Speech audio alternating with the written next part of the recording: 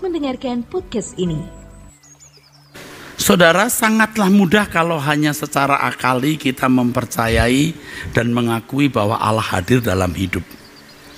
Tetapi pengakuan itu tidak cukup membuat seseorang sungguh-sungguh mengalami kehadiran Allah.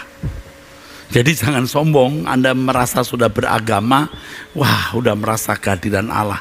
Belum tentu. Saya minta maaf kalau ini dianggap melukai ya. Tapi saya harus mengatakan ya, tidak sedikit aktivis, pengerja, majelis, pendeta ngerti Tuhan itu ada dan hadir, ya, tetapi tidak mengalami. Kenapa? Ya, karena tidak membayar harganya. Untuk bisa hidup di hadirat Allah itu sangat mahal. Oke, ikuti terus ya saudara.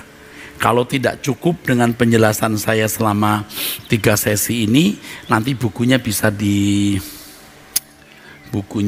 dibaca atau dibeli ya.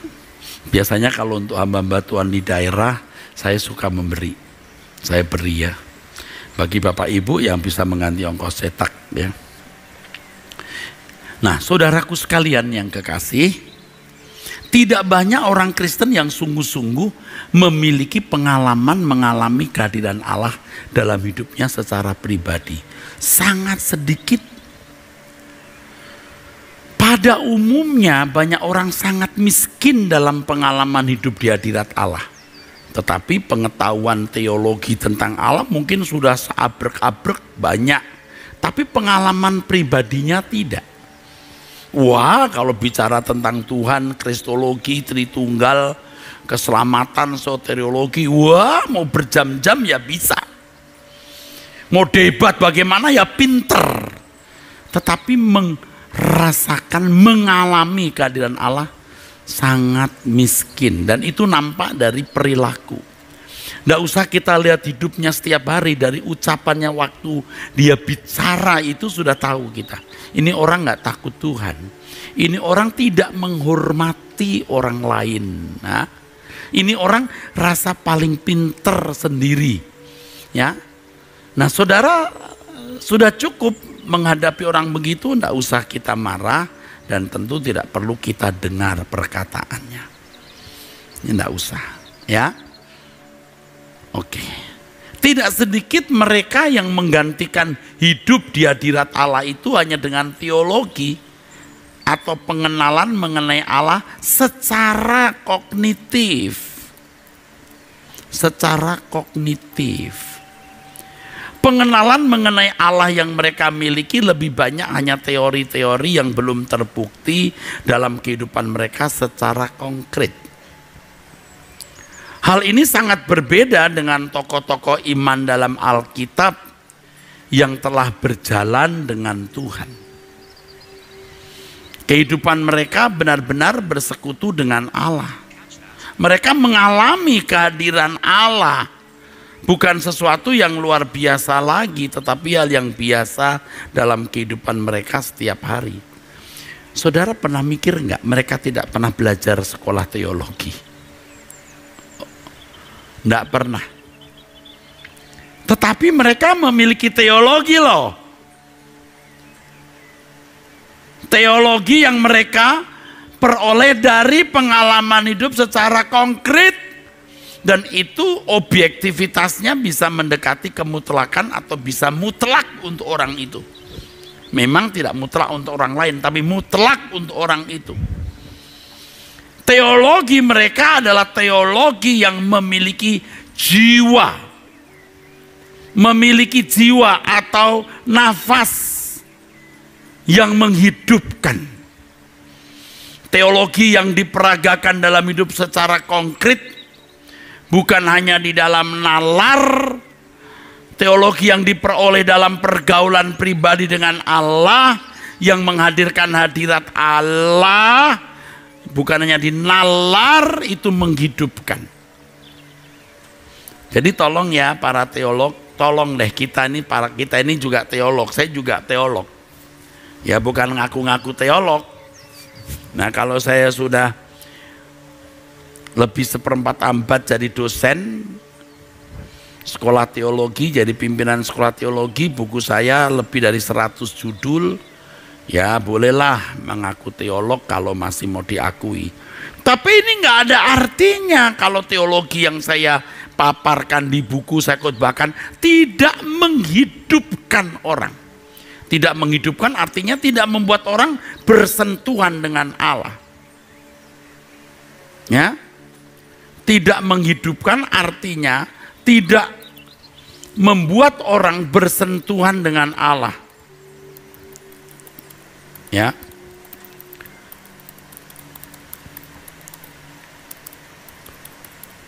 Ini bagus sekali ya. Jadi teolog-teolog ya, di sini hadir juga nih mahasiswa Sekolah Tinggi Teologi Ekumene ya. Dan ada dosennya juga. Nah, jangan merasa kalau sudah jadi sarjana teologi, jadi dosen, lalu Anda merasa punya teologi sudah benar. Teologi yang benar itu harus dimatangkan dengan pengalaman.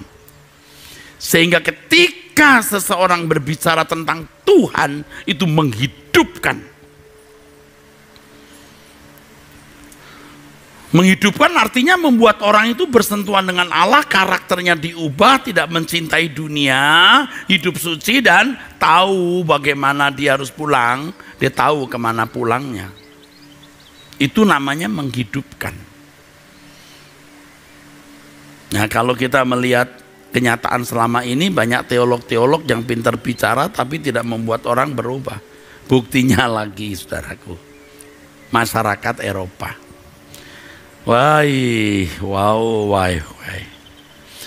Seminarinya Yahud, accredited profesional, banyak doktor dan profesor, tapi masyarakatnya jadi kafir.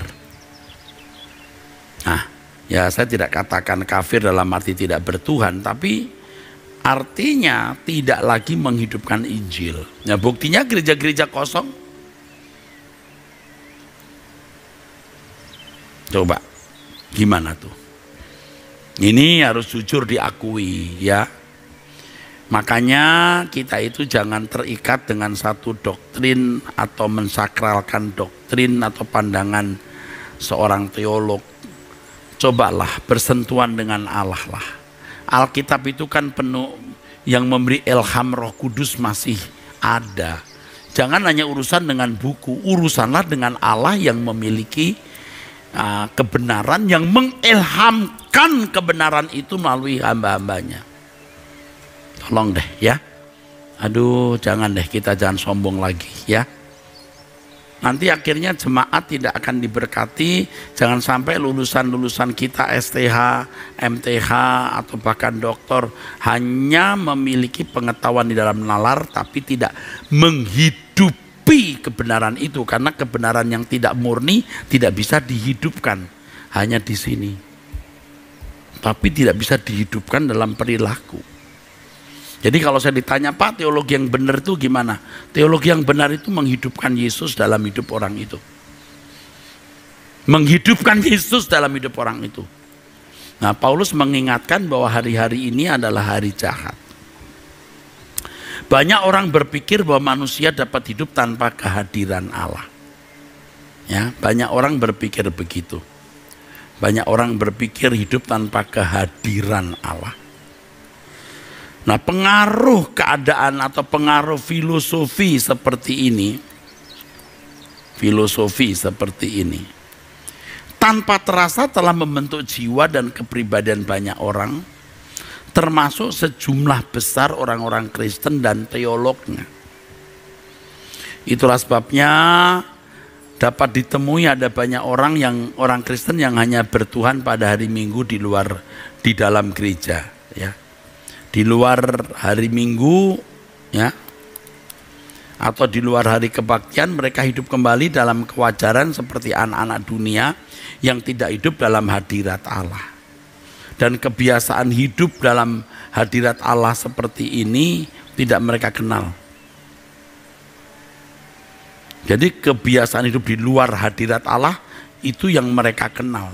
Mereka sudah enjoy dengan suasana hidup di luar hadirat Allah. pasti kesukaan hatinya ditopang oleh dunia. Hiburan, tontonan, film, segala kesenangan, keinginan daging, keinginan mata, dan keangkuhan hidup. Nah, maka di dalam buku ini saya tulis yang menjadi penghalang orang tidak menikmati hadirat Allah itu yaitu keinginan daging, keinginan mata, keangkuhan hidup. Nggak tahu gimana cara ngomongnya, tapi saya ngomong terus. Orang kalau tidak bersih banget, nggak bisa kerek dengan Allah. Dia tidak bisa ada di hadirat Allah. Nggak bisa. Kalau orang masih merasa memiliki sesuatu, itu nggak bisa di hadirat Allah. Nggak bisa. Harus tidak merasa memiliki apa-apa, kecuali Tuhan. Wah, ini sulitnya minta ampun. Tapi bisa. Harus bisa. Nah, saya bersyukur dengan keadaan hidup saya seperti ini, dengan proses-proses yang begitu menyakitkan dan keadaan yang tidak bisa saya jelaskan, yang akhirnya memilih saya pulang. Saya tidak boleh punya apa-apa lagi. Nah, itu. Saya ulangi, saudaraku, kebiasaan hidup di luar hadirat Allah itu menjerumuskan kepada kehidupan yang tidak dikenal oleh Allah. Sebab banyak orang yang hidup di hadirat Allah yang memiliki hati yang takut akan Allah secara benar, dan orang yang takut akan Allah secara benar pasti melakukan kehendak Bapa. Tapi kalau orang tidak memiliki hati yang takut akan Allah, tidak mungkin melakukan kehendak Bapa. Padahal hanya orang yang melakukan kehendak Bapa yang masuk kerajaan surga. Jadi hidup di hadirat Allah itu ya nggak ada pilihan. Ayo kita membuat gerakan hidup di hadirat Allah. Ini kalau saya yang ngomong, saya sendiri yang saya yang paling dituntut. Ini berat. Berat. Saya tuh masih berdaging nih, masih belum mati total. Berat banget. Berat banget, saudara. Tetapi ya tidak ada pilihan lagi. Nggak ada pilihan lagi, saudara. Saya bersyukur dengan diberi kesempatan khotbah terus hampir tiap hari ini ya, menjerumuskan saya dalam keadaan atau hidup yang ini, yang yang dipaksa untuk benar. Dan saya juga nggak keberatan untuk hidup benar, itu nggak keberatan. Allah adalah Allah yang transenden, maksudnya bahwa Allah adalah Allah yang melampaui segala akal dan pengalaman. Ya, melampaui segala pengalaman namanya transempiris. Namun demikian dalam eksistensinya yang transenden itu, dalam keberadaannya yang melampaui akal, Allah berkenan menyatakan dirinya sehingga manusia dapat mengenalinya. Dan Allah hadir dalam kehidupan manusia. Dan Allah hadir dalam kehidupan manusia. Itulah sebabnya ia juga adalah Allah yang imanen. Artinya manusia dapat memahami dan mengenalinya.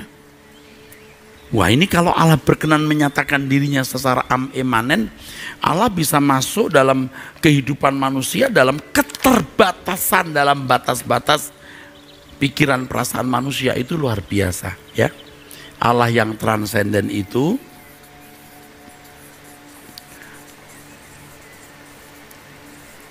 berkenan hadir untuk bergaul dengan manusia, menjadi Allah yang imanen. Artinya dalam batas-batas yang dipahami oleh manusia. Ini anugerah. Kalau Allah berkata tidak mau, siapa yang bisa melarang? Siapa yang bisa melawan? Makanya kita sambut anugerah ini. Kita sambut. Ya, walaupun saya belum sempurna, tapi sudah nekat. Aku memilihmu Tuhan, wes aku tidak milih yang lain. Biar dianggap konyol, biar aku memilihmu Tuhan, udah. Nggak jelas bagaimana nanti aku memilihmu. Aku hanya percaya bahwa Engkau satu-satunya Allah yang benar dan esa. Elohim Yahweh, Allah dan Bapa Tuhanku Yesus Kristus. Aku memilihmu. Dan kalau aku memilihmu ya Allah, aku mau menjadi seperti putramu. wow, ini berat. Tapi aku bersedia kehilangan nyawaku, kehilangan diriku supaya Yesus hidup di dalam aku. Jadi kalau Allah berkenan menyatakan diri sehingga menjadi imanen bagi manusia, ini merupakan anugerah yang luar biasa. Berkat kekal yang harus diresponi. Allah adalah Allah yang berpribadi, ya, dan hidup. Bukan hanya sekumpulan doktrin atau sejumlah penjelasan teologis. Allah adalah Allah yang memiliki pribadi yang berkehendak, berperasaan, dan berpikir. Nah, ini yang saya tidak bisa jelaskan dengan mudah, tapi saya feel, saya rasa. Jadi kalau berhadapan dengan Allah itu sudah merasakan berhadapan dengan satu pribadi, jangan menyinggung dia, jangan melukai hatinya.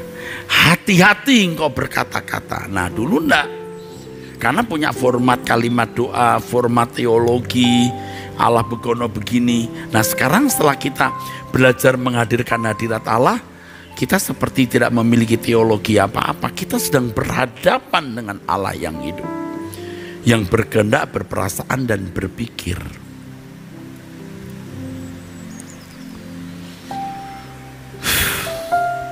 Nah, ini nggak bisa dijelaskan ya. Makanya saudara mesti berurusan dengan Tuhan sampai mengerti artinya menghadapi Allah yang berperasaan itu. Yang karenanya saya bisa mengatakan aku mau attract hatinya. Kok bisa ya berdoa berjam-jam dari malam sampai hampir subuh? Ya karena kita sudah mulai merasakan kehadirannya. Tapi saya tidak selalu begitu, saudara.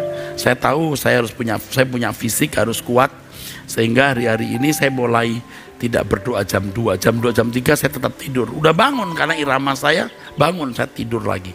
Nanti jam 5, setengah 5 hampir selalu pasti bangun. Ya, kita mulai menghadap Bapa di surga. Ya, mulai menghadap Bapa di surga. Ia berkeberadaan sebagai pribadi yang dapat berkomunikasi dengan pribadi lain. Dan kita ini pribadi lain. Kita anak-anaknya. Makanya kita harus memperlakukan Allah sebagai pribadi yang hidup. Itulah sebabnya kalau kita berkata Allah beserta kita, Ia hadir dalam kehidupan kita secara konkret. Sebagai orang percaya kita harus mengalami realisasi itu. Dan kehadirannya itu pasti berdampak. Seperti yang saya kemukakan tadi di awal khotbah, karena Dia hadir itu mendidik. Dia bersama dengan aku mendidik. Kan ada lagu yang mengatakan Allah hadir di sini, ya. Terus roh Allah ada di sini, ya. Kemenangan terjadi di sini. Maksudnya apa? Apa kita dapat kemenangan otomatis? Nah, Dia mendidik kita baru kita dapat kemenangan. Kehadirannya itu mendidik. Jadi ada urusan dengan Dia, jangan dibelokkan urusan itu. Jangan membawa bisnis kita ke Tuhan. Kita harus mengerti bisnisnya. Nah, banyak orang Kristen dididik untuk membawa bisnisnya kepada Tuhan. Ya, kalau saudara Kristen baru, Tuhan mengerti Anda baru menjadi Kristen. Anda sibuk ngurusin toko, jodoh, anak, kesehatan, oke. Tapi kalau terus-menerus begini, Allah tidak akan campur tangan. Allah meninggalkan. Serius, ada penjelasan di dalam buku saya itu. Kalau waktu masih Anda kanak-kanak rohani, Allah mau mengerti kita, masih hadir, menanggulangi masalah-masalah kita. Tetapi kalau kita dewasa, mestinya sudah dewasa, Allah tidak urusan. Maka tidak heran pendeta-pendeta yang sudah dekat Tuhan hebat, tetapi tidak menjaga kesehatan, mati muda. Tetap mati dia. Udah berumur tapi nggak berjaga-jaga, jatuh dalam dosa. Kok Allah nggak mencegah? Nggak bisa. Waktu you Kristen baru Allah tahu ini bahaya nih, dicegah. Tuhan jangan sampai aku berbuat dosa. Oke, aku cegah. Jangan ketemu keadaan ini, jangan ketemu orang itu. Nanti kamu salah. Tapi ketika dewasa dibuka semua pintu. Udah dewasa. Kalau jatuh Pak, terserah. Allah tidak akan menyangkali tatanannya. Kalau kita berkata jagaku Tuhan dalam kebenaran, kita yang harus belajar kebenaran yang dapat menjaga kita. Dia setia, kitanya yang tidak setia. Jadi kalau berkata Allah beserta kita itu implikasinya apa? Implementasinya apa? Jangan diisi dengan isi yang salah. Dan yang paling bertanggung jawab di sini pendeta. Saudaraku sekalian, Allah di sini. Masalahmu apa? Problemmu apa? Tuhan mengasihi engkau. Tuhan yang mana itu? Tuhan yang mana? Tuhan yang benar akan memperlakukan kamu sebagai anak yang dididik. Dia hadir dalam hidupmu bukan hanya di gereja, justru dalam pergumulan hidup. Engkau harus menghayati kehadiran Allah yang mendidik di situ. Ya, jangan bodoh saudaraku. Saya tidak sedang nyerang gereja mana-mana, tapi kebenaran ini harus saya sampaikan supaya yang salah jangan salah lagi. Tidak apa-apa. Anda sudah salah, enggak apa-apa, asal sekarang benar. Tapi kalau Anda nggak mau benar ya apa-apa, bahaya. Saya juga dulu begitu, sama. Kalau di gereja, kalau hari Minggu, saudara Allah mengasihi kita. Oh, dia melihat atas air matamu, dia menyimpan di kirbatnya. Kalau air mata menetes gara-gara nggak diterima kerjaan, mah disimpan Tuhan di kirbatnya. Oh, Tuhan mengerti air mata kita. Dia menyimpan air mata kita. Nah, air mata gara-gara tinggal pacar. Masalah ecek-ecek kok. Enggak masalah itu. Tapi kalau kita menangisi jiwa-jiwa, kita menangisi keadaan salah kita, tangis pertobatan yang sungguh, baru itu berharga air mata. Nanti kalau di surga misalnya, tapi orang-orang ini nggak masuk surga mungkin. Orang berkata, Tuhan air mataku banyak banget, tetapi kenapa di sini cuma ada 2 mili? Ini orang itu, saya nggak lihat dia nangis-nangis seperti aku. Kok 2 liter?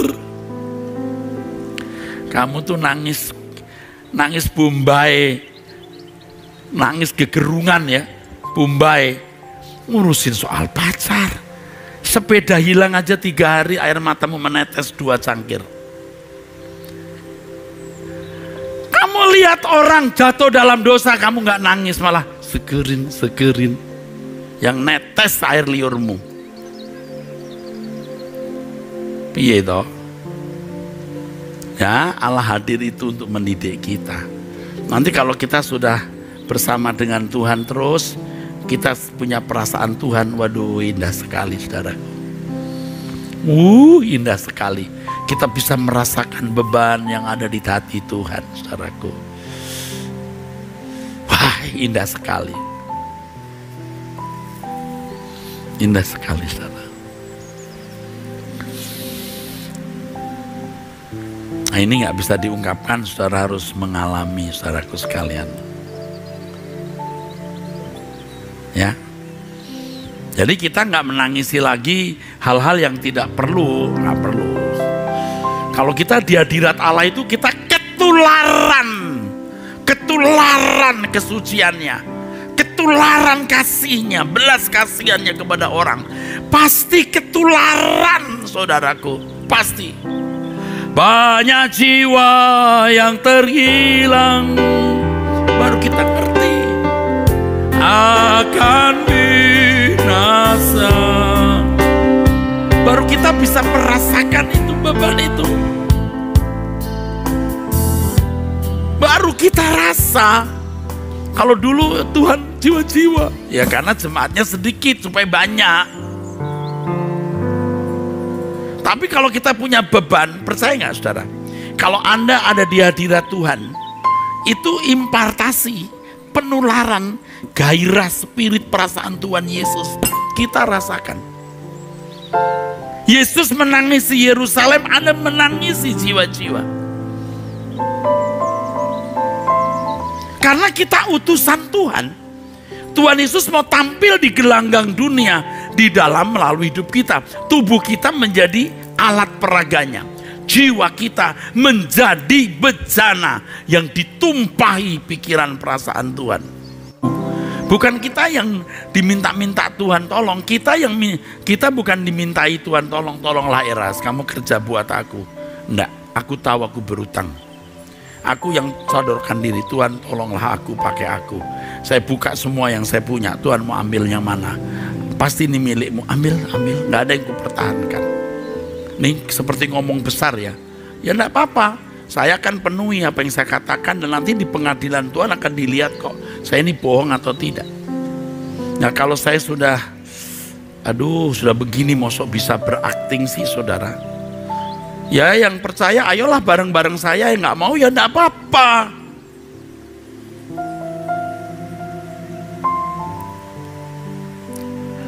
Jadi hadirat Allah itu pasti membuat dampak. Nah kalaupun kita tidak melihat Allah secara fisik, dan memang kita tidak perlu melihat Allah secara fisik, kita harus terbiasa mempertajam penghayatan kita terhadap kehadiran Allah itu. Dan Tuhan kita Yesus Kristus juga berkata, berbahagialah orang yang percaya walau tidak melihat. Yohanes 20 ayat 24-29. Itu berarti Tuhan tidak menjanjikan akan menampilkan diri secara fisik. Tuhan menghendaki orang percaya berlatih untuk percaya dengan iman, yang akhirnya kita tidak perlu memaksa diri menghayati kehadiran Allah. Tidak perlu. Otomatis saudaraku, ada mesin di sini, ada otomatis itu, ada penghayatan di sini, Allah hadir. Anda tahu nggak contoh kalau orang tidak menghayati kehadiran Allah? Sederhana, tempat gelap takut. Ada ancaman takut, mati takut, lihat keadaan jadi khawatir. Itu contoh. Tapi kalau Allah hadir, apapun yang terjadi, dia topang hidupku. Dan tidak ada sesuatu yang terjadi tidak mendatangkan kebaikan bagiku. Terserah Tuhan. Jadi walaupun keadaan hidup kita tidak sesuai dengan yang kita ingini, kita tidak meragukan kehadirannya. Nih, ingat nih ibu-ibu nih, yang hidupnya sengsara terus dari muda. Sampai akhirnya nggak yakin Tuhan itu ada, atau ragu-ragu. Bu, keadaan ibu itu berkat abadi. Kalau ibu jadi wanita dari seorang suami yang baik, anak-anak yang sempurna, ekonomi baik, cucu-cucu yang sempurna, mungkin saudara nggak pengen ke langit baru bumi baru. Ya saya tidak mengatakan kalau begitu kita semua menderita saja Pak. Enggak, ini kan untuk ibu-ibu yang istimewa itu. Anda memang diajar Tuhan untuk mencari kerajaan Allah. Biar nggak punya suami, biar dikhianati suami, anak juga tidak nurut, Anda miskin, Anda nggak punya apa-apa, tinggal pun numpang. Anda punya Tuhan. Saya ajak berkemas-kemas. Nah kadang-kadang saya mengucapkan kalimat-kalimat entah itu bisa diterima atau tidak. Kamu nggak sendiri. Paling tidak kamu masih punya suara kebenaran. Anda pendeta Erastus yang jadi bapak rohanimu. Engkau tidak sendiri. Dan saya menghargai saudara. Bukan karena Anda itu kaya, cantik, atau karena berkedudukan, atau menarik apanya. Enggak, Anda punya jiwa yang kekal. Karena Tuhan sayang Anda, maka saya mesti menjadi sahabatmu, saudaramu, bapak rohani, atau apa namanya, yang bisa membuat Anda juga merasa kuat. Jangan merasa Anda itu, terhilang, tidak diperhatikan Tuhan. Jadi kehadiran Allah itu bukannya dalam keadaan Anda sakit sembuh, punya masalah ditolong Tuhan, semua jalan lancar. Justru di keadaan-keadaan sulit Allah hadir. Percaya Allah hadir. Nah nanti kalau sudah Anda bisa melewati baru tahu, berkat kekal. Nah saya mengalami, bukan hanya ngomong begini, ketika melewati keadaan yang kecewa, pahit, pedih. Ternyata itu justru kehadiran Allah. Karena dia hadir mendidik, dia hadir mendewasakan kita. Nah banyak orang berharap dengan menjadi orang Kristen, hidupnya menjadi menyenangkan. Tapi kenyataan yang dialami bisa sebaliknya. Bisa. Ya tidak semua orang mengalami keadaan sulit itu saudara. Saya bicara untuk saudara yang berkeadaan sulit. Dan faktanya lebih banyak yang berkeadaan sulit. Jangan kecewa. Rasakan hadirat Allah di dalam keadaan itu supaya pendidikan pembentukan Allah bisa efektif. Ngerti nggak? Dia hadir, kita di hadiratnya untuk dididik. Nah, kalau saudara merasa itu kecelakaan, Anda tidak bisa merasakan hadirat Allah, dan didikan Allah itu meleset. Anda tidak menerimanya, tidak efektif. Paham ya saudara? Jadi Allah hadir dalam hidupmu. Ketika engkau dikecewakan orang yang kau paling percayai, ketika engkau dirugikan, engkau dibuang oleh orang tuamu, bahkan engkau dikhianati oleh anakmu, engkau tidak punya siapa-siapa, engkau tidak punya apa-apa, justru di situ Allah hadir. Justru di situ Allah hadir. Rasakan hadirat Allah di dalam keadaan semacam itu. Ia disebut Immanuel, artinya Allah beserta kita. Imanu artinya bersama-sama, El itu Elohim. Jadi Immanuel artinya Allah beserta kita. Yang menyebut ini malaikat. Malaikat disuruh Allah, pasti bukan malaikat punya mau. Ini artinya Allah hadir dalam hidup kita, dan tidak sedetik pun dia meninggalkan kita.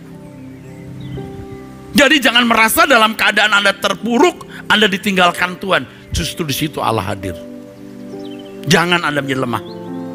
Anugerah yang besar ini harus kita tanggapi dengan sikap yang benar. Dan maksud kehadiran Allah dalam hidup kita harus kita pahami bahwa Dia mendidik kita.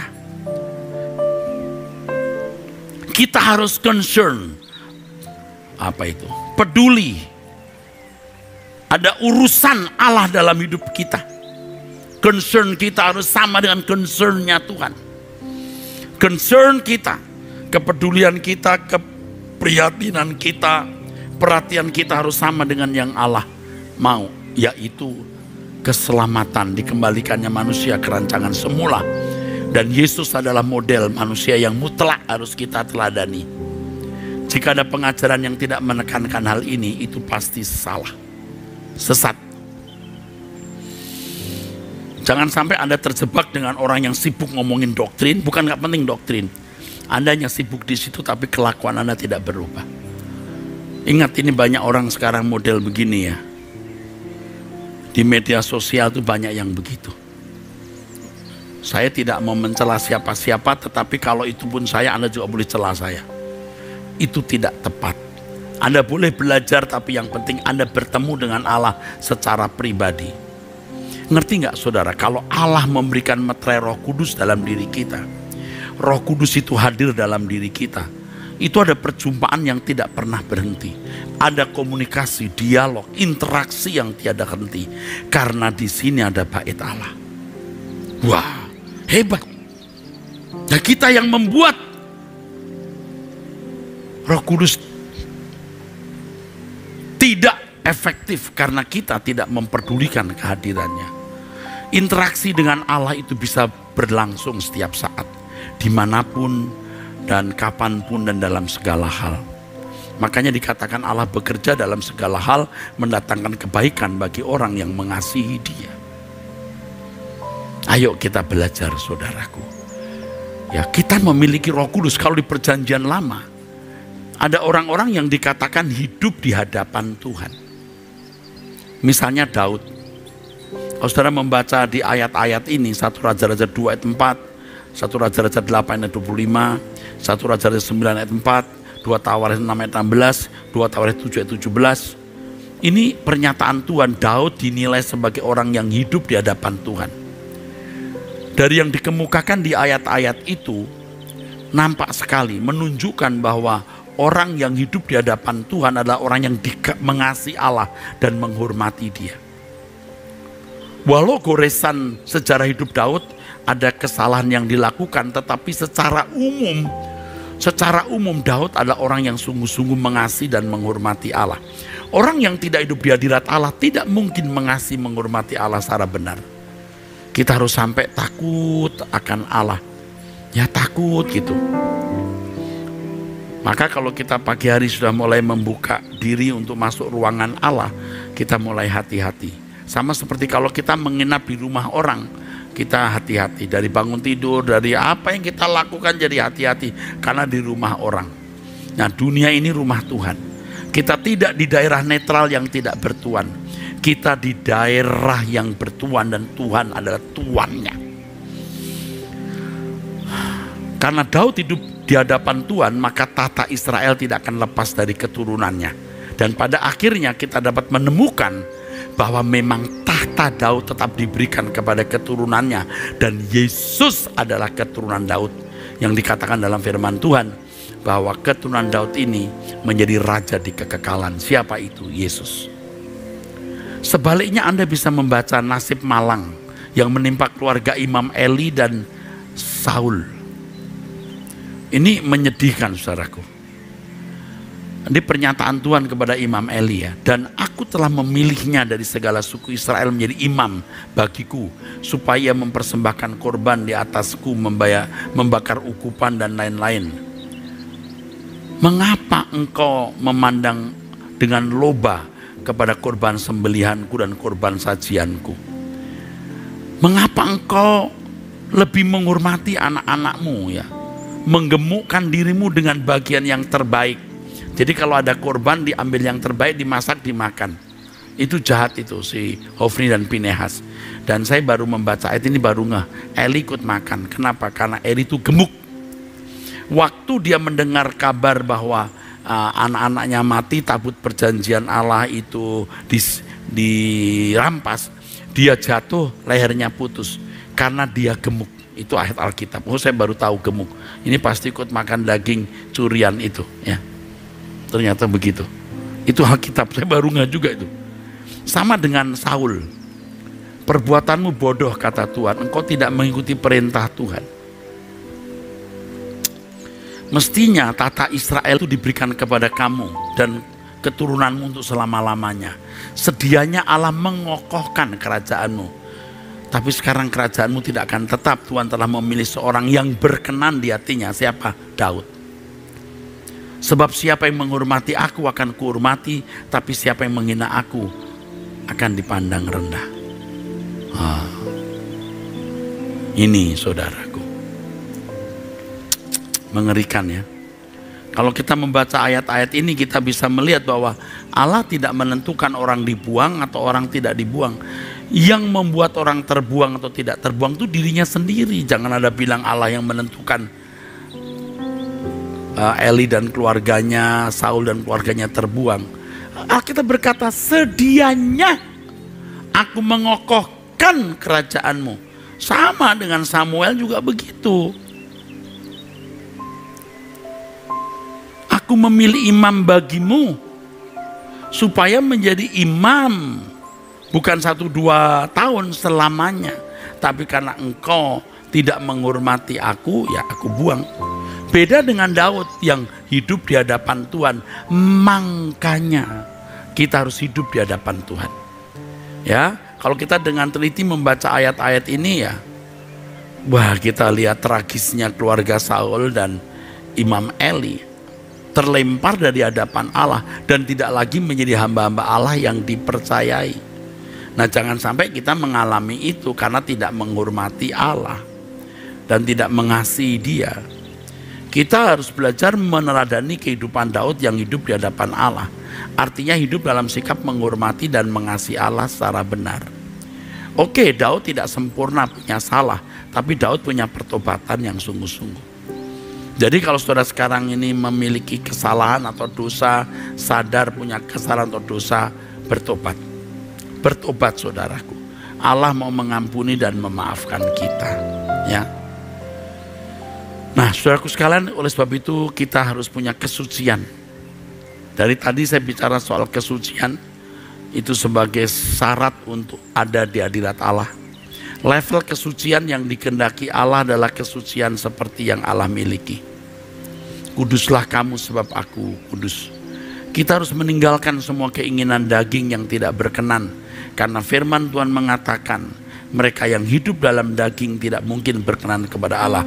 Roma 8 ayat 7-8. Bagaimana kita bisa hidup di dalam daging sehari-hari, lalu waktu di mimbar kita menyembah Allah, lalu menarik hadiratnya? Tidak mungkin.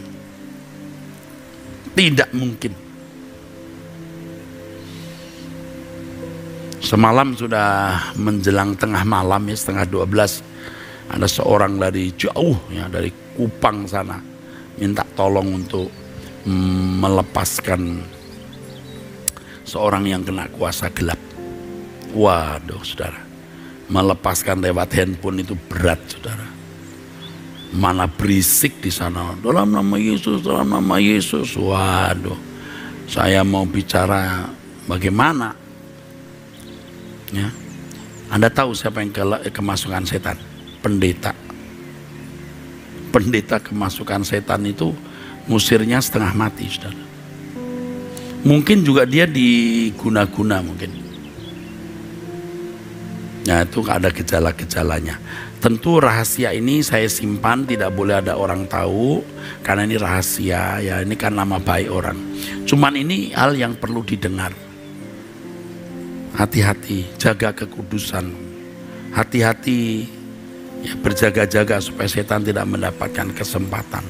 Nah yang saya peroleh, yang saya dapatkan dari pengalaman semalam itu adalah betapa kita ada di hadirat Allah.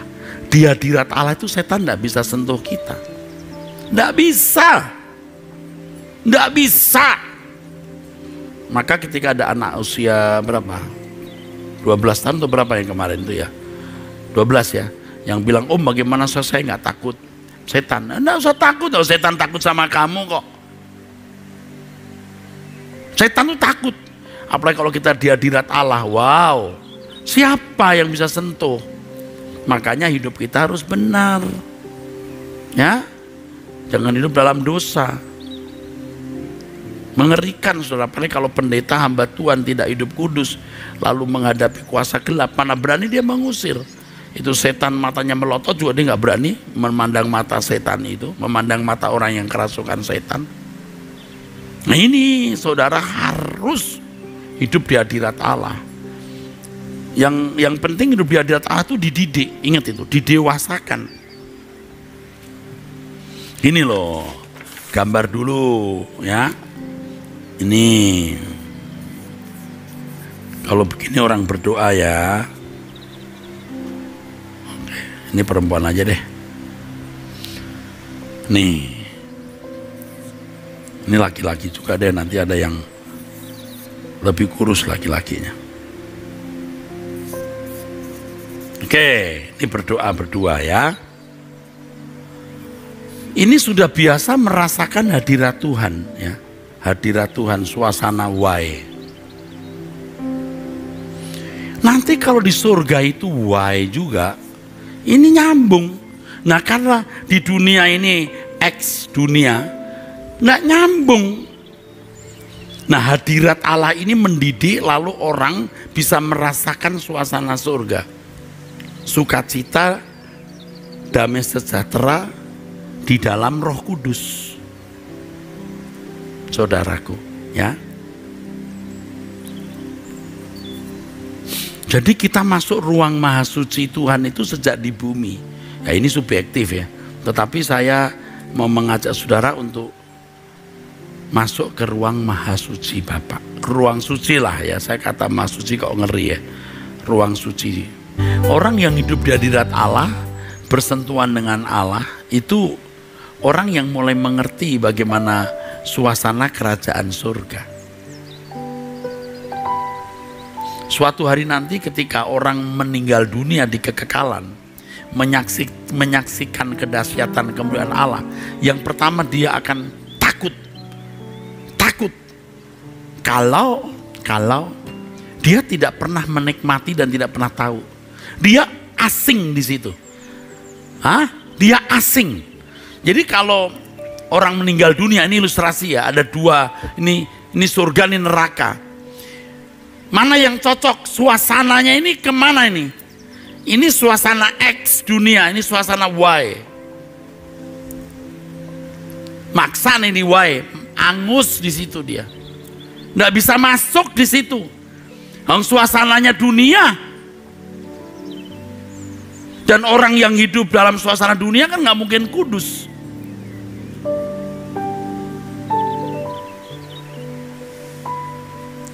Itu saudara. Makanya kita mulailah sekarang untuk hidup kudus, hidup tidak bercacat, tidak bercela, saudaraku. Ya, ya kita mulai sekarang untuk hidup tidak bercacat, tidak bercela, hidup kudus ya.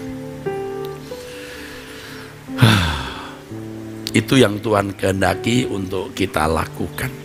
Oke saudara, kita mau akhiri ya. Puji Tuhan, mari kita bangkit berdiri.